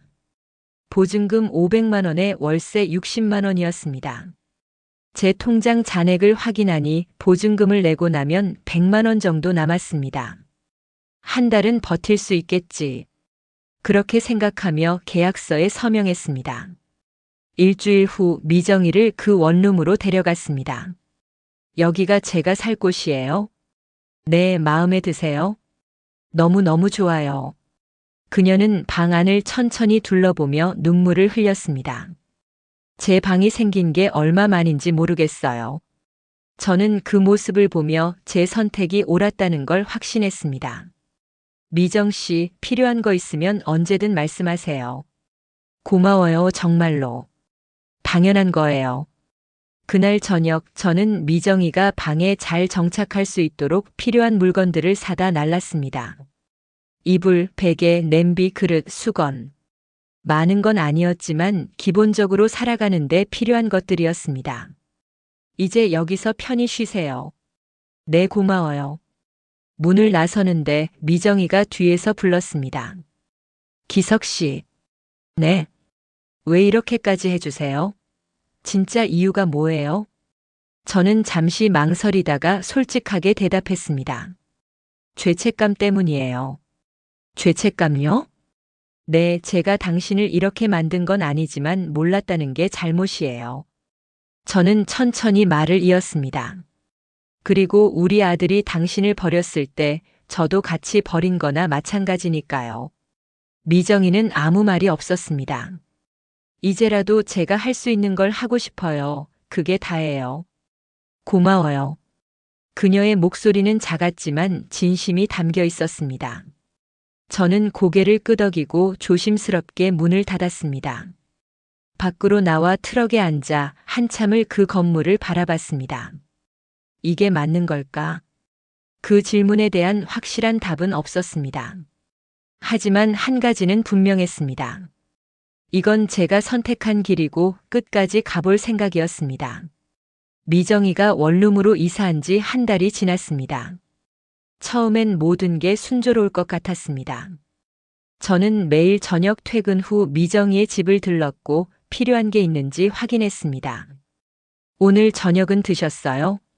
네, 먹었어요. 뭐 드셨는데요? 라면이요. 그 대답을 들을 때마다 마음이 불편했지만 강요할 수는 없었습니다. 내일은 제가 반찬 좀 사다 드릴게요. 괜찮아요. 그냥 이대로도 충분해요. 미정이는 항상 그렇게 말했습니다. 어느 날 저녁 제가 방문했을 때 미정이가 아파 보였습니다. 안색이 안 좋은데 괜찮으세요? 조금 어지러워요. 병원 가봐야 할 것 같은데요. 괜찮아요. 그냥 좀 쉬면 나을 거예요. 하지만 다음 날 그녀는 더 심하게 아팠습니다. 미정 씨, 지금 당장 병원 가야 해요. 싫어요. 병원은 싫어요. 그녀는 고개를 저으며 버텼습니다. 왜요? 아프잖아요. 병원비가 부담돼요. 걱정하지 마세요. 제가 낼게요. 안 돼요. 이미 너무 많이 받았어요. 미정이는 완강하게 거부했습니다. 미정 씨, 지금 그럴 때가 아니에요. 정말 괜찮아요. 저는 한숨을 쉬며 물러섰지만 밤새 걱정이 되어 잠을 이룰 수 없었습니다. 다음 날 새벽 미정이에게서 전화가 왔습니다. 기석 씨 도와주세요. 그 목소리는 너무나 약했습니다. 저는 급히 차를 몰고 그녀의 집으로 달려갔습니다. 문을 열고 들어가니 미정이가 바닥에 쓰러져 있었습니다. 미정 씨. 저는 황급히 그녀를 부축해 일으켰고 곧바로 병원으로 향했습니다. 응급실에서 검사를 받은 결과 영양실조와 탈수 증상이었습니다. 보호자분, 환자분이 제대로 식사를 안 하신 것 같은데요. 의사의 말에 저는 아무 대답도 할 수 없었습니다. 입원이 필요합니다. 최소 사흘은 병원에 계셔야 해요. 알겠습니다. 미정이는 병실 침대에 누워 링거를 맞았습니다. 왜 밥을 제대로 안 드셨어요? 제가 물었지만 그녀는 고개를 돌렸습니다. 미정 씨, 대답해 주세요. 돈이 아까워서요. 뭐가 아까워요? 당신이 주는 돈으로 밥을 사 먹는 게요. 그 말에 저는 할 말을 잃었습니다. 저는 더 이상 패 끼치고 싶지 않아요. 미정이의 눈에서 눈물이 흘러내렸습니다. 패가 아니에요. 아니에요, 패예요. 저는 당신한테 아무것도 해준 게 없는데. 미정 씨. 이혼하고 나서 13년 동안 저는 당신 생각도 안 했어요. 그녀는 울먹이며 말을 이었습니다. 근데 당신은 이렇게 저를 도와주잖아요. 왜요? 그건 죄책감 때문이라고 했죠. 그것 때문에 이렇게까지 할 필요 없어요. 미정이는 고개를 저었습니다. 저는 이미 인생 망쳤어요. 그렇게 말하지 마세요. 사실이잖아요. 저는 집도 없고 돈도 없고 아무것도 없어요. 그녀의 목소리는 점점 커졌습니다. 이제 와서 당신이 저를 도와봤자 뭐가 달라져요? 미정 씨, 저도 모르게 목소리가 높아졌습니다. 그렇게 포기하지 마세요. 포기한 게 아니에요. 현실을 받아들이는 거예요. 현실이 뭔데요? 저는 이미 끝난 사람이에요. 그 말을 듣는 순간 저는 참을 수 없었습니다. 끝난 사람이 어떻게 여기까지 살아왔어요? 제 목소리는 떨렸습니다. 길바닥에서 추위를 견디고 굶주림을 참으며 여기까지 온 사람이 어떻게 끝난 사람이에요? 그건 미정 씨는 포기하지 않았어요. 살아남으려고 버텼잖아요. 저는 그녀의 손을 잡았습니다. 그러니까 이제 조금만 더 버텨주세요. 미정이는 울음을 터뜨렸습니다. 힘들어요. 정말 힘들어요. 알아요. 힘든 거 알아요. 저도 눈물이 났습니다. 하지만 혼자가 아니에요. 제가 옆에 있잖아요. 왜 그렇게까지 해주세요? 솔직히 저도 잘 모르겠어요. 저는 정직하게 대답했습니다. 처음엔 죄책감 때문이었어요. 맞아요. 미정이는 저를 바라봤습니다. 하지만 지금은 그냥 당신이 다시 일어서는 걸 보고 싶어요. 왜요? 그래야 저도 용서받을 수 있을 것 같아서요. 제 목소리는 완전히 갈라졌습니다. 제가 과거에 저지른 잘못들, 당신을 외면했던 것들, 아들에게 잘못 가르친 것들. 저는 한참을 말을 잇지 못했습니다. 당신이 다시 일어나면 그게 저한테는 구원이에요. 미정이는 아무 말도 하지 않았습니다. 그저 제 손을 꽉 잡았을 뿐이었습니다. 한참 후 그녀가 작게 말했습니다. 노력해 볼게요. 정말요? 네, 조금씩이라도 해볼게요. 그 말을 듣는 순간 저는 안도의 한숨을 쉬었습니다. 고마워요, 미정 씨. 제가 더 고마워요. 그날 밤 저는 병실 의자에서 잠을 청했습니다. 불편했지만 미정이 곁을 떠날 수 없었습니다. 새벽에 눈을 뜨니 미정이가 저를 바라보고 있었습니다. 깼어요? 네, 오래 보셨어요? 아니요, 방금 깼어요. 그녀는 작게 미소 지었습니다. 고마워요, 옆에 있어줘서. 당연한 거예요. 그 순간 저는 깨달았습니다. 이건 더 이상 죄책감 때문이 아니라는 걸. 진심으로 그녀가 회복되길 바라고 있다는 걸. 그리고 그 마음이 제 인생에서 가장 소중한 것이 될 수도 있다는 걸. 사흘 후 미정이는 퇴원했습니다. 이제부터 제대로 먹어야 해요. 네, 그럴게요. 약속이에요. 약속할게요. 우리는 서로를 바라보며 웃었습니다. 그리고 그날부터 조금씩 변화가 시작되었습니다. 퇴원 후 저는 매일 미정이에게 식사를 챙겨주기 시작했습니다. 아침엔 출근 전에 빵과 우유를 사다 놓고 저녁엔 반찬을 사서 들렀습니다. 오늘은 미역국이랑 나물 반찬 사왔어요. 고마워요. 매번 이렇게까지 안 해도 되는데. 약속했잖아요. 제대로 먹기로. 미정이는 작게 웃으며 고개를 끄덕였습니다. 일주일쯤 지나자 그녀의 얼굴에 혈색이 돌기 시작했습니다. 좀 나아 보이네요. 네, 기운이 많이 났어요. 다행이에요. 어느 날 저녁 제가 방문했을 때 미정이가 창가에 서서 밖을 바라보고 있었습니다. 뭘 보세요? 저기 저 공원이 보여요. 그녀가 손가락으로 가리켰습니다. 아이들이 놀고 있네요. 네, 보이네요. 우리 아들도 저렇게 컸었죠? 갑자기 미정이가 과거 이야기를 꺼냈습니다. 네, 그랬죠. 잘 기억이 안 나요. 그녀의 목소리는 쓸쓸했습니다. 어렸을 때 동훈이가 공원에서 미끄럼틀 타다가 넘어진 적 있었어요. 제가 말하자 미정이가 천천히 고개를 돌렸습니다. 그랬나요? 네, 무릎이 까져서 한참 울었죠. 아, 맞아요. 그녀의 눈빛이 조금 밝아졌습니다. 제가 안아서 집에 데려왔었죠. 그래요, 그랬어요. 기억나요, 조금씩. 미정이는 작게 미소 지었습니다. 그날 이후로 그녀는 조금씩 과거를 떠올리기 시작했습니다. 기석 씨, 우리 처음 만났을 때 기억나세요? 친구 소개로 만났죠. 맞아요, 명동 카페에서. 겨울이었어요. 눈이 많이 왔죠. 네, 당신이 늦게 와서 제가 1시간이나 기다렸어요. 미정이가 웃으며 말했습니다. 미안했어요. 차가 막혀서. 그때 화가 났었는데 막상 보니까 괜찮더라고요.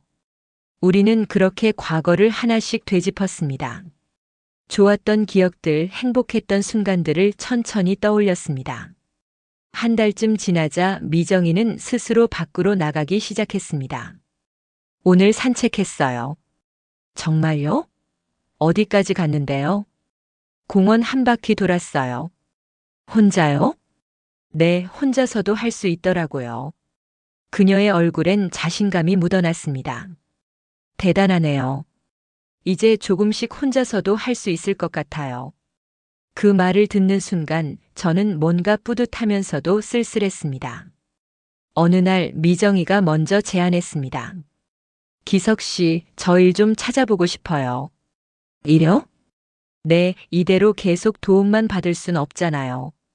서두를 필요 없어요. 아니에요, 이제 좀 해볼 만해요. 그녀의 눈빛은 단호했습니다. 저는 박도현 복지사에게 연락했습니다. 혹시 일자리 알선 프로그램 있나요? 네, 있습니다. 어르신 일자리 사업이 있어요. 어떤 일인가요? 주로 간단한 사무 보조나 환경 정리 일이에요. 미정 씨가 할 수 있을까요? 충분히 가능하실 것 같습니다. 일주일 후 미정이는 동주민센터에서 하는 환경 정리 일을 시작했습니다. 일주일에 사흘, 하루 4시간씩 근무하는 일이었습니다. 어때요? 힘들진 않아요? 괜찮아요, 할만해요. 그녀의 얼굴엔 활기가 돌았습니다. 돈을 벌 수 있다는 게 이렇게 기분 좋은 줄 몰랐어요. 잘 됐네요. 이제 제 힘으로 살 수 있을 것 같아요. 미정이는 처음으로 환하게 웃었습니다. 2달이 지나자 그녀는 혼자 장도 보고 요리도 하기 시작했습니다. 오늘 김치찌개 끓였어요. 먹어볼래요? 정말요? 네, 맛은 보장 못하지만 저는 그녀가 끓인 김치찌개를 먹었습니다. 어때요? 맛있어요. 거짓말. 진짜예요. 맛있어요. 미정이는 쑥스러운 듯 웃었습니다. 어느 날 저녁 그녀가 조심스럽게 물었습니다. 기석 씨, 제가 언제쯤 혼자 설 수 있을까요? 이미 혼자 서고 계세요. 아니에요. 아직 당신 도움 없이는 안 돼요. 시간이 좀 더 필요할 거예요.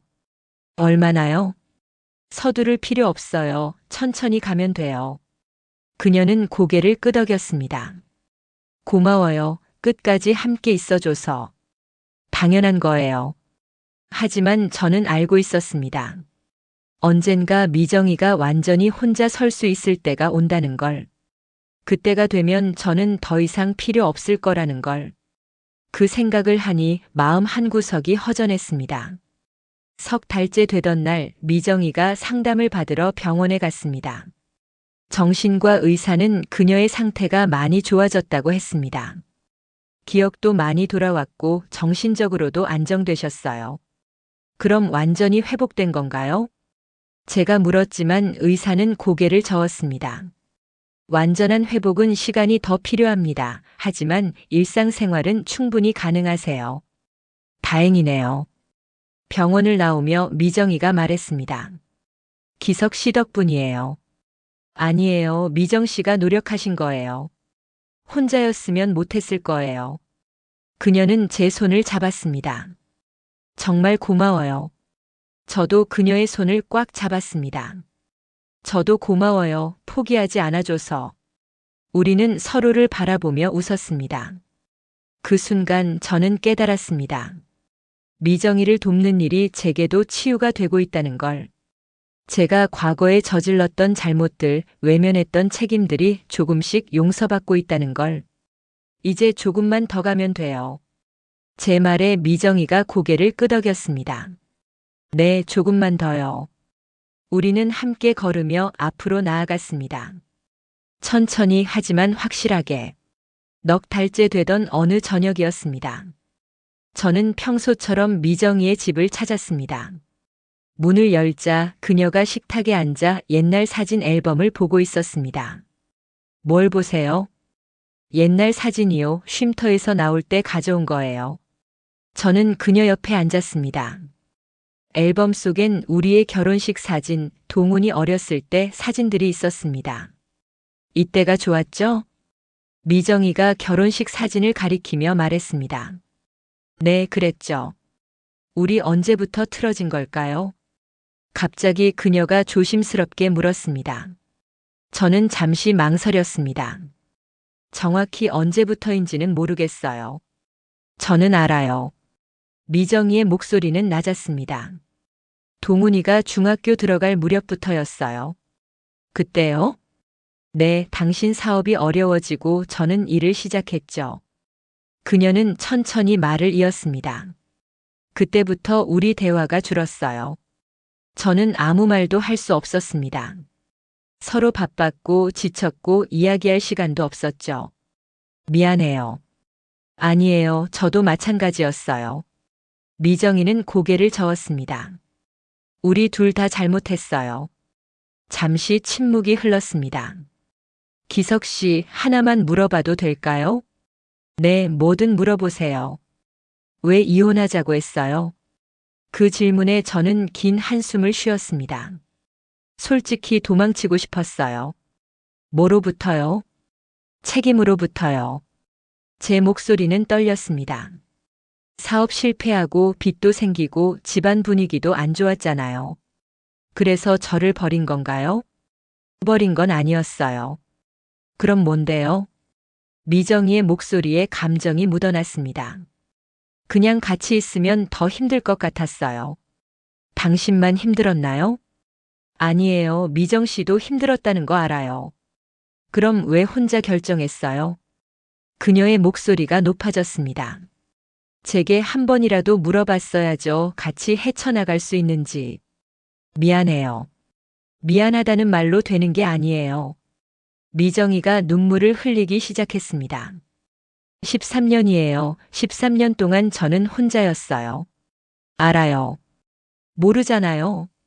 제가 얼마나 힘들었는지, 얼마나 외로웠는지. 그녀의 목소리는 울음으로 변했습니다. 일하면서 동훈이 키우고 혼자 모든 걸 감당하느라 얼마나 힘들었는지. 저는 그저 고개를 숙일 수밖에 없었습니다. 그러다 직장도 잃고 사기도 당하고. 미정 씨. 아무한테도 도움을 청할 수 없었어요. 자존심 때문에. 그녀는 손으로 얼굴을 가렸습니다. 그래서 동훈이한테 전화했는데 받지도 않더라고요. 제가 잘못 가르쳤어요. 당신만 잘못한 게 아니에요. 미정이가 고개를 들어 저를 바라봤습니다. 저도 잘못했어요. 이혼할 때 너무 쉽게 동의했어요. 그게 뭐가 잘못이에요?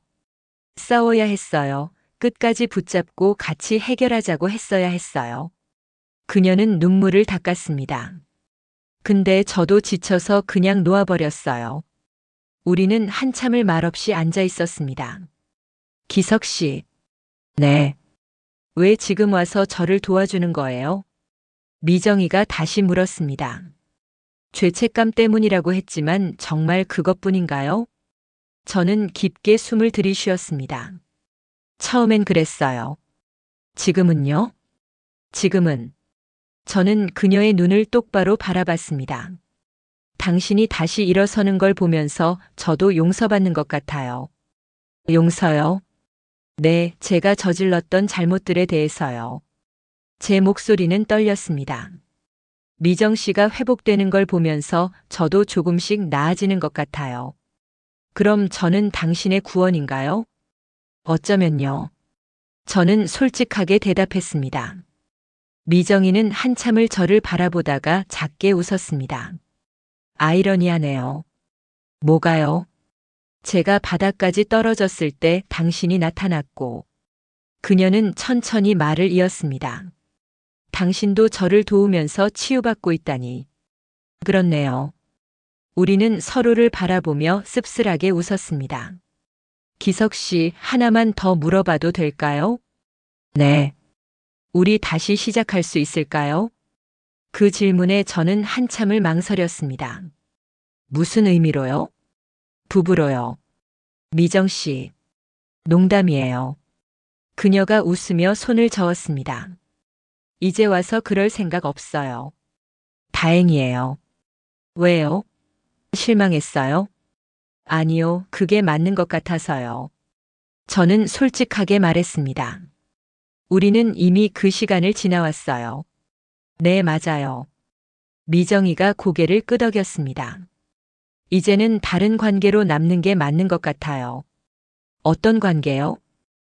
서로를 아는 사람? 좋네요. 저는 그녀의 손을 잡았습니다. 과거를 공유했고 힘든 시간을 함께 견뎠던 사람. 네, 그 정도면 충분해요. 미정이는 제 손을 꽉 잡았습니다. 기석 씨, 이제 하나만 약속해줘요. 뭔데요? 제가 완전히 혼자 설 수 있을 때까지만 옆에 있어줘요. 그 다음엔요? 그 다음엔 각자의 삶을 살아요. 그녀의 목소리는 단호했습니다. 당신도 당신 인생을 사셔야 해요. 알겠어요. 저는 고개를 끄덕였습니다. 하지만 완전히 떠나는 건 아니에요. 그럼요. 가끔 연락하고 안부도 묻고 그렇게 지내요. 좋아요. 미정이는 환하게 웃었습니다. 그날 밤 저는 집으로 돌아오며 많은 생각을 했습니다. 우리는 다시 사랑하는 사이가 될 수는 없었습니다. 하지만 서로를 이해하고 존중하는 사이가 될 수는 있었습니다. 그것만으로도 충분했습니다. 아니, 그게 더 나은 결말일지도 몰랐습니다. 미정 씨, 고마워요. 혼잣말로 중얼거리며 저는 집으로 향했습니다. 마음이 한결 가벼워진 기분이었습니다. 그로부터 한 달이 더 지났습니다. 미정이는 이제 혼자서도 일상생활을 무리 없이 해냈습니다. 일도 꾸준히 다니고 스스로 식사도 챙기며 건강도 많이 회복되었습니다. 어느 날 오후 미정이에게서 전화가 왔습니다. 기석 씨, 오늘 저녁에 시간 있으세요? 네, 있어요. 무슨 일이에요? 제가 밥을 좀 해보고 싶어요. 밥을요? 네, 당신한테 한 번도 제대로 된 식사를 대접한 적이 없잖아요. 그녀의 목소리엔 설렘이 묻어 있었습니다. 그럼 제가 갈게요. 저녁 6시 저는 미정이의 집을 찾았습니다. 문을 열자 구수한 된장찌개 냄새가 났습니다. 어서 오세요. 미정이는 앞치마를 두르고 환하게 웃었습니다. 이게 다 뭐예요? 식탁에는 된장찌개, 김치전, 나물 반찬들이 가득했습니다. 다 제가 만든 거예요. 대단한데요? 맛은 모르겠어요. 한번 먹어봐요. 저는 자리에 앉아 한술 떠먹었습니다. 어때요? 맛있어요, 정말. 거짓말 아니죠? 진짜예요. 미정이는 쑥스러운 듯 웃으며 마주 앉았습니다. 이렇게 누군가를 위해 밥을 해본 게 얼마 만인지 모르겠어요. 그동안 힘드셨죠? 네, 근데 이제는 할 수 있을 것 같아요. 그녀의 눈빛은 밝았습니다. 식사를 하며 우리는 많은 이야기를 나눴습니다. 기석 씨, 저 다음 달부터 시간을 좀 늘릴 수 있대요. 일을요? 네, 하루 6시간으로요. 몸은 괜찮겠어요? 괜찮아요. 이제 힘도 많이 생겼어요. 미정이는 자신감 있게 말했습니다. 그럼 월급도 늘겠네요. 네, 그럼 이제 정말 혼자 살 수 있을 것 같아요. 그 말을 듣는 순간 저는 묘한 기분이 들었습니다. 기쁘면서도 조금은 허전했습니다. 잘 됐네요. 기석 씨 덕분이에요. 아니에요. 미정 씨가 노력하신 거예요. 혼자였으면 못했을 거예요. 그녀는 제 손을 잡았습니다. 정말 고마워요. 포기하지 않고 끝까지 함께 있어줘서. 저야말로 고마워요. 뭐가요? 제게 두 번째 기회를 준 거요. 저는 솔직하게 말했습니다. 과거의 잘못을 조금이나마 바로잡을 수 있는 기회를요. 미정이는 고개를 끄덕였습니다. 우리 둘 다 두 번째 기회를 받은 거네요. 그렇네요. 우리는 서로를 바라보며 미소 지었습니다. 식사를 마치고 우리는 창가에 앉아 밤하늘을 바라봤습니다. 기석 씨, 제가 하나 깨달은 게 있어요. 뭔데요? 인생에서 중요한 건 넘어지지 않는 게 아니라 다시 일어서는 거더라고요. 미정이의 목소리는 차분했습니다. 저는 완전히 바닥까지 떨어졌었어요. 네. 근데 다시 일어설 수 있었어요. 혼자서는 못했을 테지만. 도움을 받아들이는 것도 용기예요. 제 말에 그녀가 고개를 끄덕였습니다. 맞아요. 처음엔 자존심 때문에 거절하려고 했어요. 알아요. 근데 이제는 알겠어요. 도움을 받는 게 부끄러운 게 아니라는 걸. 미정이는 저를 바라보며 말했습니다. 그리고 도움을 주는 것도 그 사람 자신을 위한 일이 될 수 있다는 걸요. 제 얘기네요. 네, 당신도 저를 도우면서 치유받았잖아요. 맞아요. 저는 고개를 끄덕였습니다. 저는 13년 동안 책임을 외면하고 살았어요. 그게 잘못된 거라는 걸 이제 아시죠? 네, 이혼했다고 해서 모든 책임이 끝나는 게 아니더라고요. 제 목소리는 떨렸습니다. 함께했던 시간, 나눴던 삶, 그게 다 책임으로 남아요. 그걸 인정하는 것만으로도 대단한 거예요. 미정이가 위로하듯 말했습니다. 많은 사람들이 그냥 외면하고 살잖아요. 저도 그랬죠. 근데 이제는 아니잖아요. 네, 이제는 아니에요. 저는 밤하늘을 바라보며 말했습니다. 미정 씨, 저 하나 깨달은 게 있어요. 뭔데요? 용서라는 게 상대방을 위한 것만이 아니더라고요. 그럼요. 나 자신을 위한 거더라고요. 제 말에 미정이가 고개를 갸웃거렸습니다. 제가 당신을 도우면서 제 자신도 용서하게 됐어요. 과거의 잘못들을요? 네, 그리고 지금도 완벽하지 않은 제 자신을요. 저는 그녀를 바라보며 말했습니다. 사람은 완벽할 수 없어요. 실수하고 잘못하죠. 맞아요. 중요한 건 그 잘못을 인정하고 바로잡으려는 노력이더라고요. 미정이는 제 손을 꽉 잡았습니다. 기석 씨, 그 노력을 충분히 하셨어요. 고마워요. 저도 용서할 수 있었어요. 정말요? 네, 당신을요, 저 자신을요, 그리고 동훈이도요. 그녀의 목소리는 평온했습니다. 아들이 저를 외면한 게 처음엔 정말 미웠어요. 당연하죠. 근데 이제는 이해해요. 어떻게요? 아이들도 자기 삶이 있고 그 안에서 최선을 다하고 있는 거니까요. 미정이는 창밖을 바라보며 말했습니다. 물론 옳은 선택은 아니었지만 그것도 그 아이가 배우고 성장할 부분이죠. 넓은 마음이시네요. 아니에요. 그냥 더 이상 원망하고 싶지 않아요. 그녀는 저를 바라보며 웃었습니다. 원망하면서 사는 건 너무 힘들더라고요. 맞아요. 저도 고개를 끄덕였습니다. 그냥 놓아주는 게 나아요. 나 자신을 위해서라도. 우리는 한참을 말없이 앉아 있었습니다. 창밖으로는 별들이 반짝이고 바람이 조용히 불었습니다. 기석 씨. 네. 우리 잘 해낼 수 있을까요? 뭘요? 앞으로의 인생이요. 미정이가 물었습니다. 할 수 있어요. 저는 확신에 차서 대답했습니다. 이미 가장 힘든 시기를 넘겼잖아요. 그렇긴 하네요. 이제부터는 조금씩 나아질 거예요. 같이요? 아니요, 각자요. 저는 웃으며 말했습니다. 우리는 각자의 길을 가야 해요. 하지만 완전히 떨어지는 건 아니죠? 물론이죠. 가끔 연락하고 안부도 묻고. 좋아요. 미정이는 만족스럽게 웃었습니다. 그날 밤 집으로 돌아오는 길에 저는 많은 생각을 했습니다.